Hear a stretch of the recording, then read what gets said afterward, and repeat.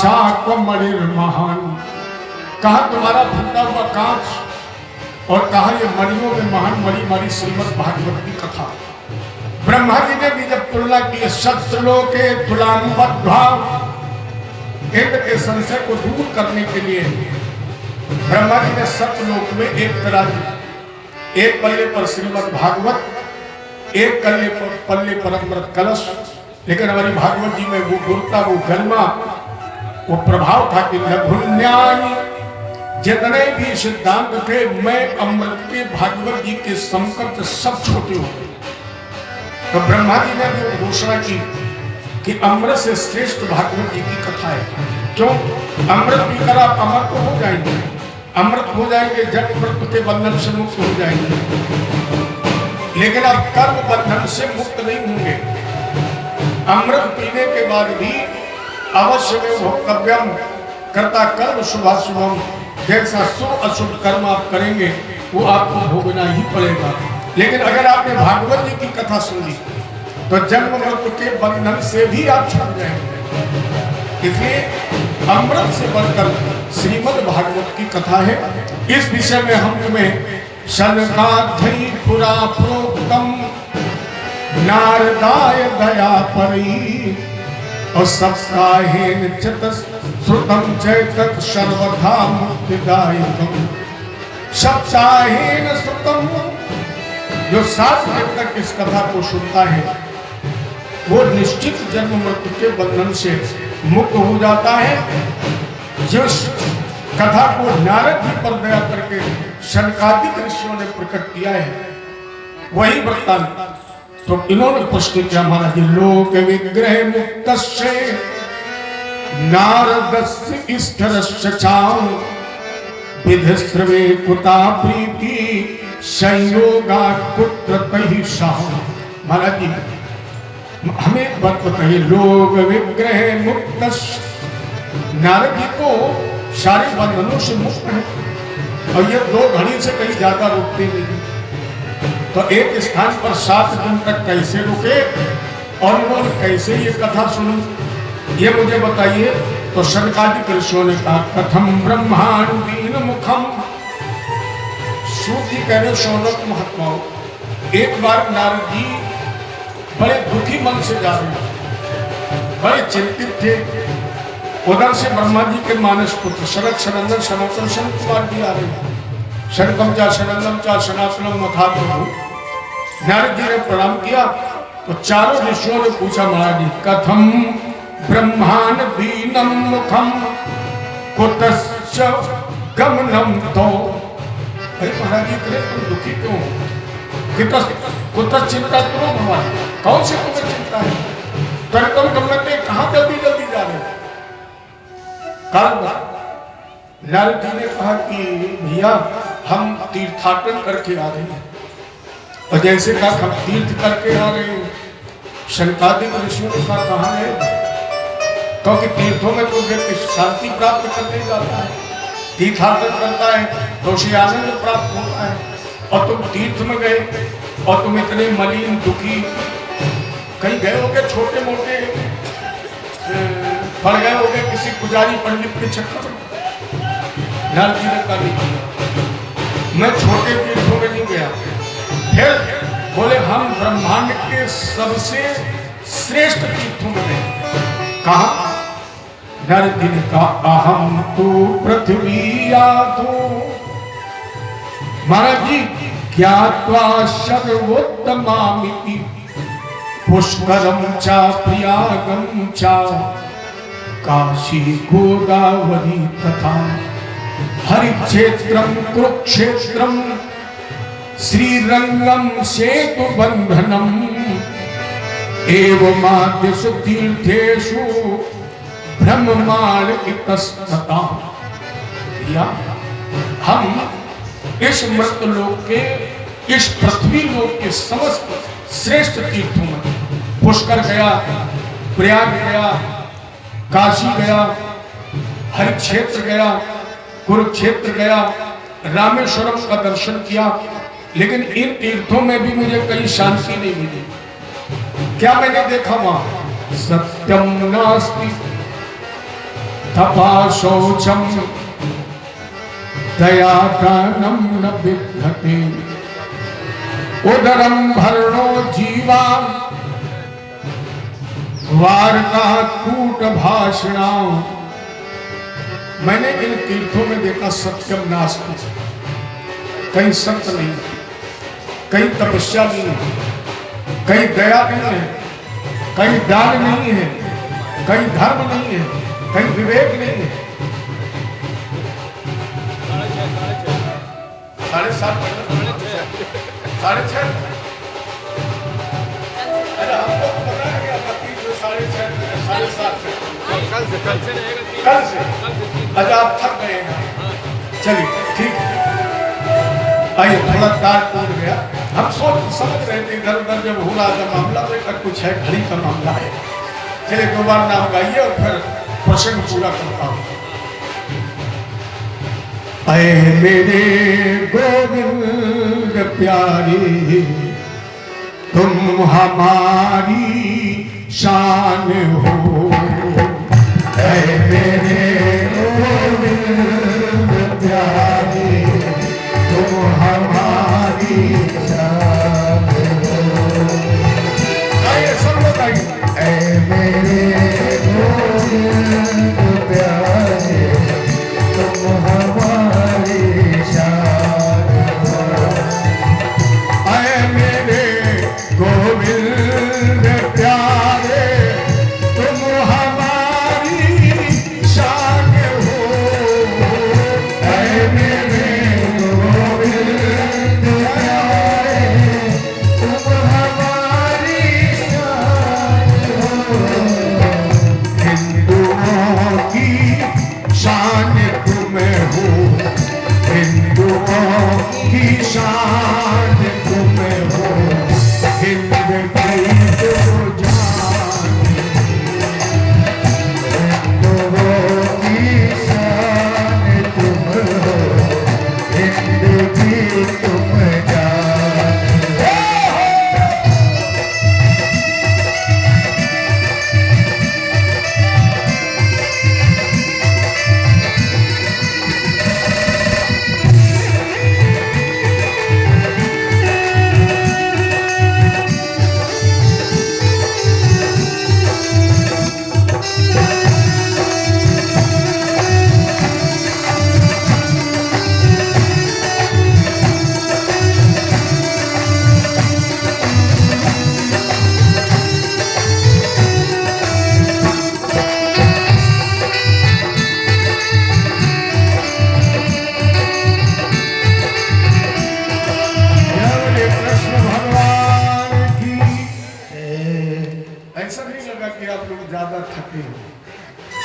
ज्यादा तेज आवाज में जयकारा लगाइए। जब शंकर भगवान की जय। ठीक है, कम से कम पार्टी के बाहर तो आवाज पहुंचे। आइए प्रसंग थोड़ा जल्दी जल्दी समय व्यतीत किया जाए। तो नारद जी ने कहा मैंने तीर्थों का भ्रमण किया, देखा गया तामस बहुत रजोगुण थोड़ा, कल प्रभाव विरोध चौड़ा। और यही मैं दिग्दर्शन करते हुए वृंदावन में यमुना जी के पास पहुंचा तो मैंने एक विचित्र दृश्य देखा। वहां एक जवान महिला, गोद में 2 बच्चे, लेकिन मर्द समान है। उम्र तो बच्चों की है, अवस्था वृद्धों की है, अचैतन्य है। कुछ महिलाएं पंखा जल रही है। मैंने पूछा देवी तुम कौन हो? बद देवी सब विस्तार स्वच्छ दुख कारण, तुम कौन हो, दुख का कारण क्या है? तो उस महिला ने कहा महाराज जी मेरा नाम भक्ति है। अहम भक्ति ख्याता एवं में तनयोवतु, ज्ञान वैराग्य नामानो काल योगेन जर्जरो। मेरे 2 पुत्र हैं ज्ञान और वैराग्य। उत्पन्न द्रविड़ साहब वृद्धि कर्नाटके गता, उत्पन्न हुई मैं द्रविड़ देश में, बड़ी हुई कर्नाटक में, क्वचित महाराष्ट्र, कहीं कहीं महाराष्ट्र में मेरा सम्मान स्वागत हुआ। जीविकोपार्जन के साधन जुटे। लेकिन गुर्जरे जीर्ताम गता, गुजरात में हम तीनों वृद्ध हो गए। गुजरात का मतलब क्या है? गुजर गई रात। केवल वो गुजरात नहीं, गुजर गई रात। कौन सी रात? जिसमें हमने पेट भर लिया, जानवरों की तरह भोजन देने वाले का धन्यवाद भी नहीं किया। 2 बार भारी स्मरण भी नहीं किया, तो तीनों व्रत गए। लेकिन वहां से चलते हुए जब वृंदावन में आए तो महाराज जी वृंदावनम पुनम प्राप्त, वृंदावन में मैं युवा हो गई और मेरे दोनों पुत्र अभी तक व्रत पड़े हुए, अचेत पड़े हुए। नारद जी ने कहा वृथा खेदे से वाले अहो चिंता तुरा कथम, देवी तुमने अपना दुख बताया तो व्यर्थ में चिंता मत करो, फिर क्या करो, श्री कृष्ण चरणाम भोजम स्मरण दुखम उमेश्वर। कलयुग में केवल भगवान कृष्ण के चरण कमलों का ध्यान और इनके नाम का स्मरण, क्योंकि कलयुग धर्म न ज्ञान विवेकु लेकिन राम नाम अवलंबन। कलयुग में धर्म ज्ञान विवेक कुछ भी ना हो, लेकिन अगर आपके पास राम का नाम है, नाम ले तो मोशन सुखाई, करो विचार सुजन मनमाही, जाकर नाम मरत मुखावा, आदमो मुकुत हो सुध गावा। इसलिए भगवान के नाम का स्मरण करो। और नारद जी ने बहुतायत कोशिश की, लेकिन कोई असर नहीं हुआ। उस समय एक आकाशवाणी हुई, सत्कर्म करो। तो नारद जी सनकादिक ऋषियों से कह रहे भैया हम सत्कर्म की तलाश में जा रहे हैं। सनकादिक ऋषियों ने कहा इदम भागवतम नाम, अगर सत्कर्म करना चाहते हो तो भागवत साप्ताहिक ज्ञान यज्ञ का अनुष्ठान करो, क्योंकि श्रीमद् भागवती वार्ता, ये जो श्रीमद् भागवत की कथा है, ये साक्षात ज्ञान वैराग्य और भक्ति को चैतन्य करने के लिए ही किया गया। परिणाम स्वरूप गंगा द्वार समीप तत्वानंद नाम कम हरिद्वार में एक गंगा जी का पावन तट है आनंद। देखो यहाँ हरिद्वार में कहा है, गंगा द्वार कहा, क्यों? हरि माने विष्णु और हर माने शंकर। तो वेद व्यास जी ने सोचा कहीं हरिद्वार लिख दिया तो शैव और वैष्णव आपस में टकरा न जाए।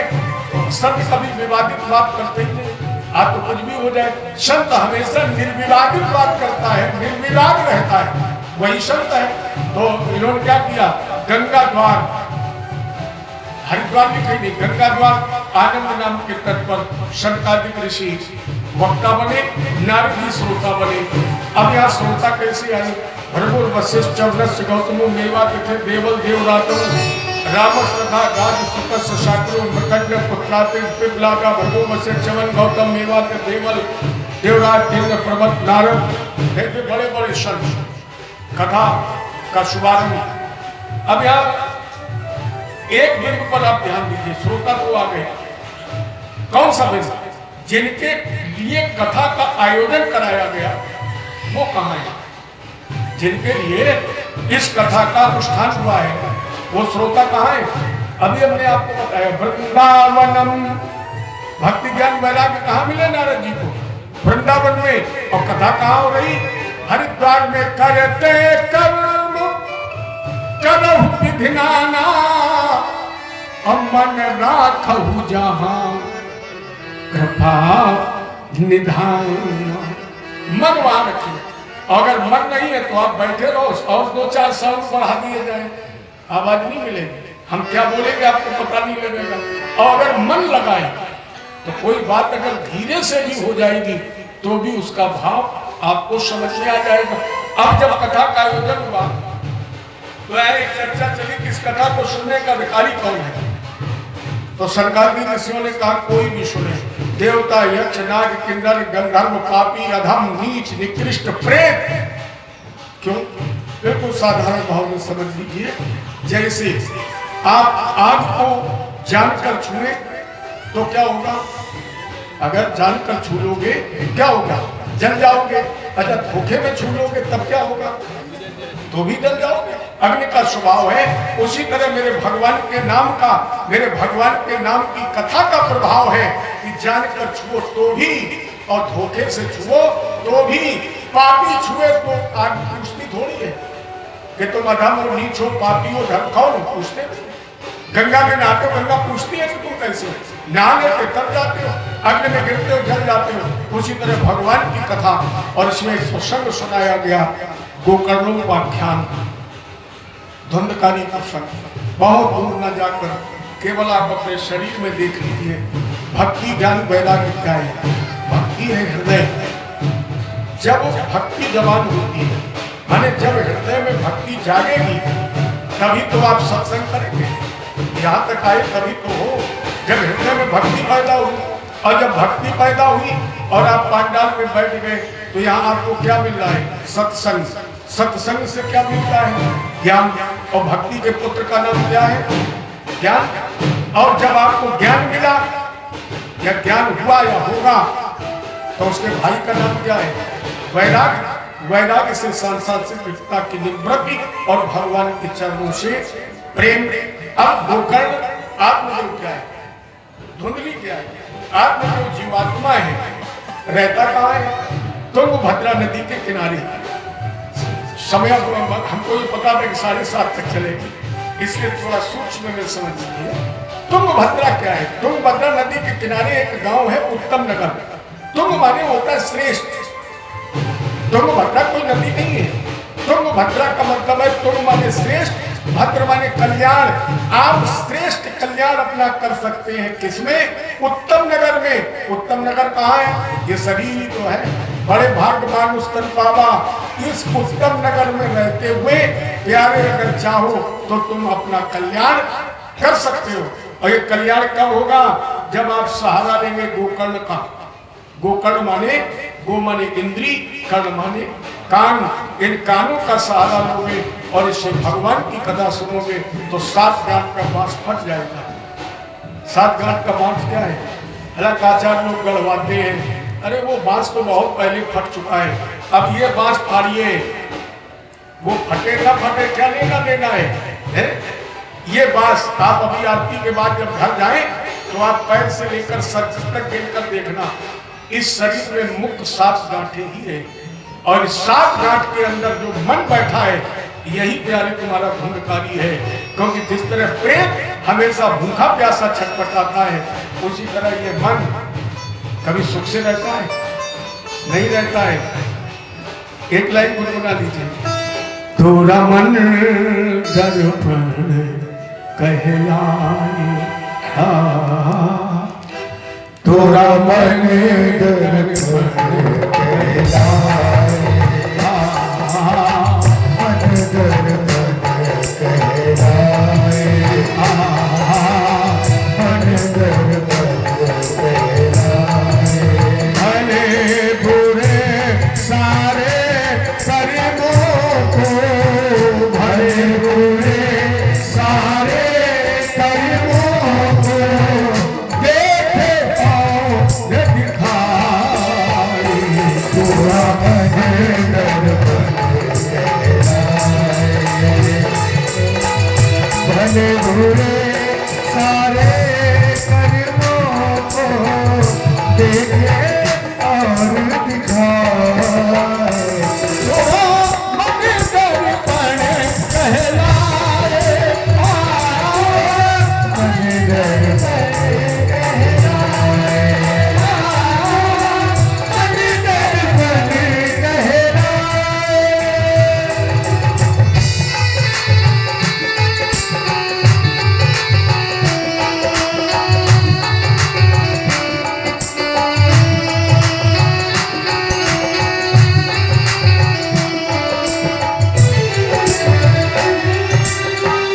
मन ही देवता, मन ही ईश्वर, मन से बड़ा न कोई। मन ही देवता, मन ही ईश्वर, मन से बड़ा न कोई। मन ही देवता, मन ही ईश्वर, मन से बड़ा न कोई। मन उजियारा जब जब फैले, जग उजियारा हो,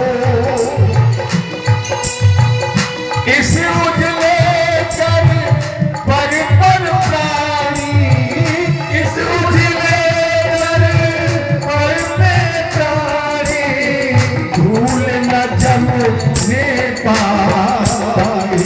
थोड़ा मन दर्पण कहलाए, मन दर्पण कहलाए,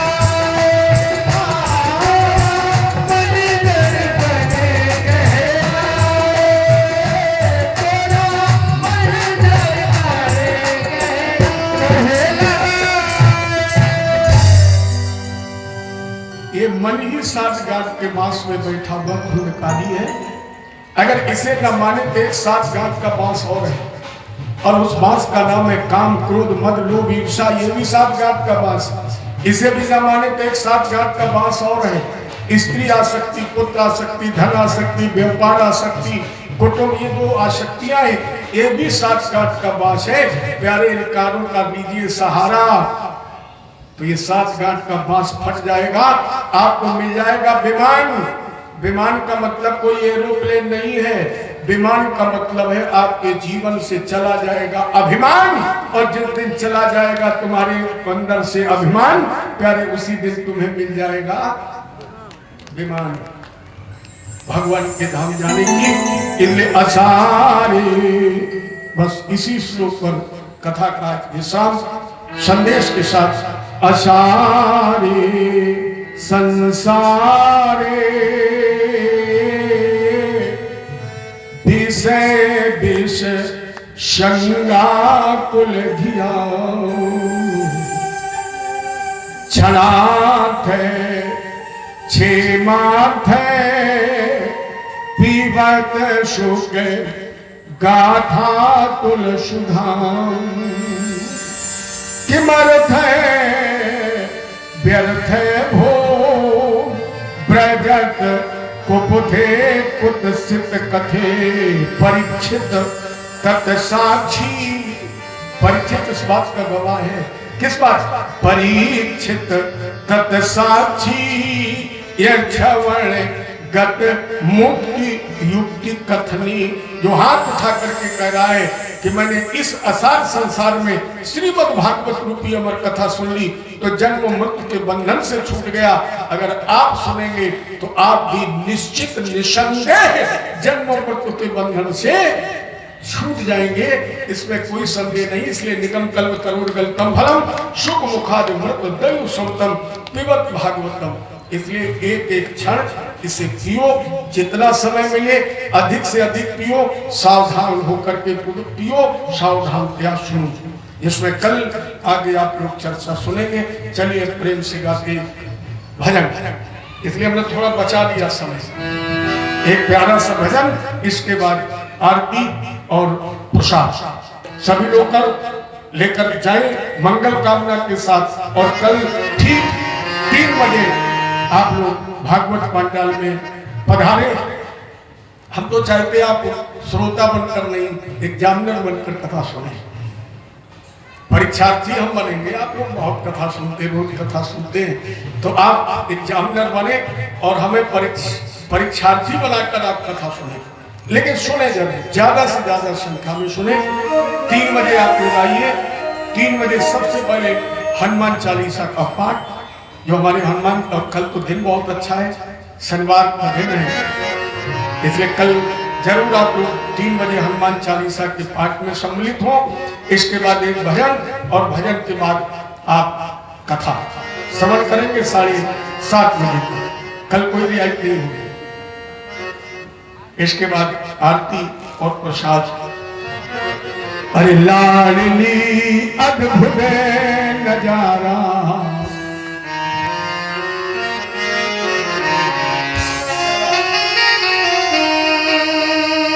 अरे लाडली अद्भुत नजारा, तेरे बरसाने लाडली अद्भुत नजारा, तेरे बरसाने। जिन्हें जिन्हें भगवान ने हाथ दिए हैं, देखिए पूरी कथा में हमने आपसे नहीं कहा कि आप ताली बजाइए, आप तो बजाइए। तो हम देख रहे हैं कि पंडाल में कोई मच्छर भी बहुत है, तो कम से कम अपने सुरक्षा के लिए बजाइए, हमारे कहने से मत बजाइए। लाडली अद्भुत नजारा, तेरे बरसाने में है। लाडली अद्भुत नजारा, तेरे बरसाने में है। लाडली अब मर हमारा, लाडली अब मर हमारा।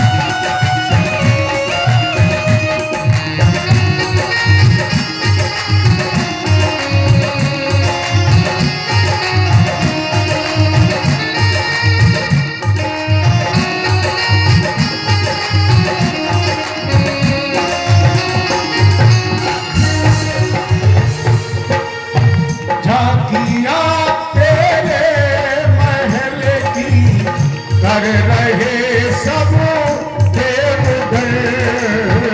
झांकियां तेरे महल की कर रहे सब देवगण। आ गया वैकुंठ सारा, आ गया वैकुंठ सारा। तेरे बरसाने में है अद्भुत नज़ारा। बरसाने में है।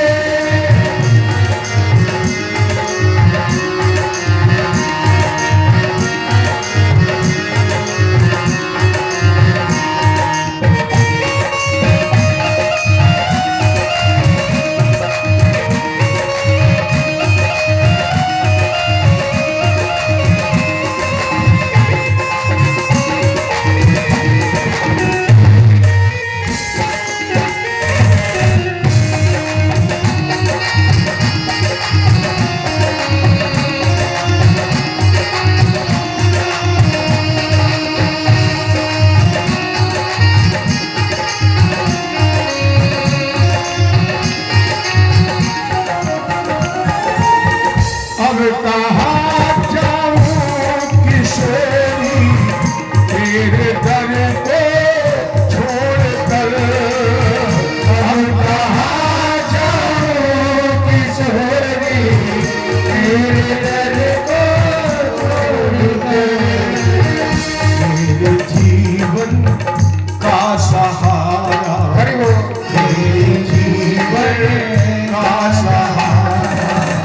तेरे बरसाने में है लाडली अद्भुत नज़ारा। तेरे बरसाने में है लाडली अद्भुत नज़ारा। तेरे बरसाने में है।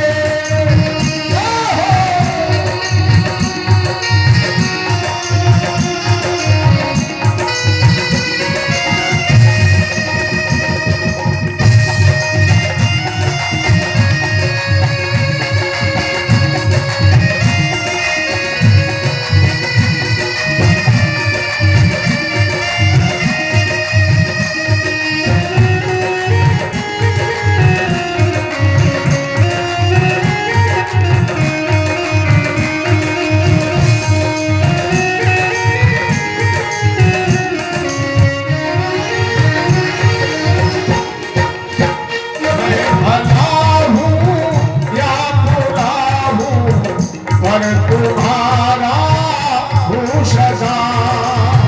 मैं भला हूँ या बुरा हूँ पर तुम्हारा हूँ सदा। अब तो जीवन का सहारा, अब तो जीवन का सहारा। तेरे बरसाने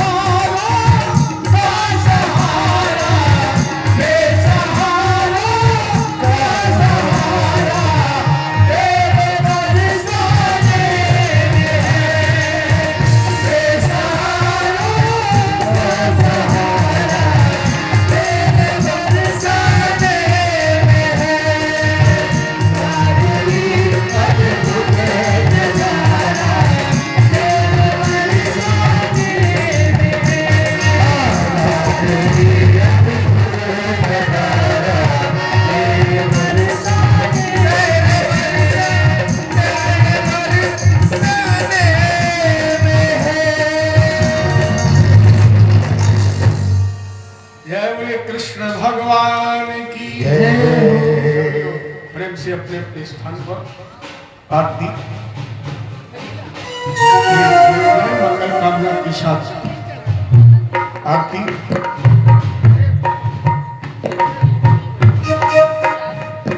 राधे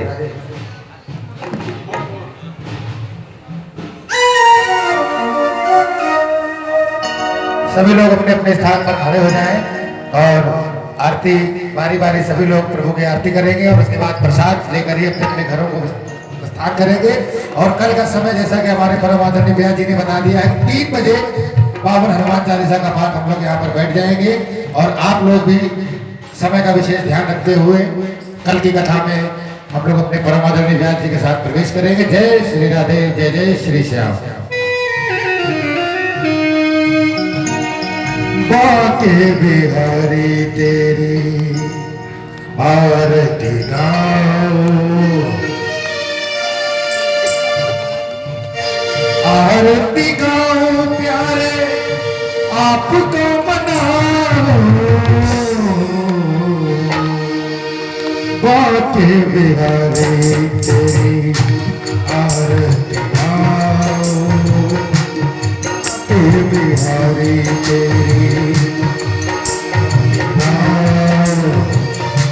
आरती गाओ प्यारे आपको मनाओ। हे श्याम सुंदर तेरी आरती गाओ, बाके बिहारी तेरी आरती गाओ।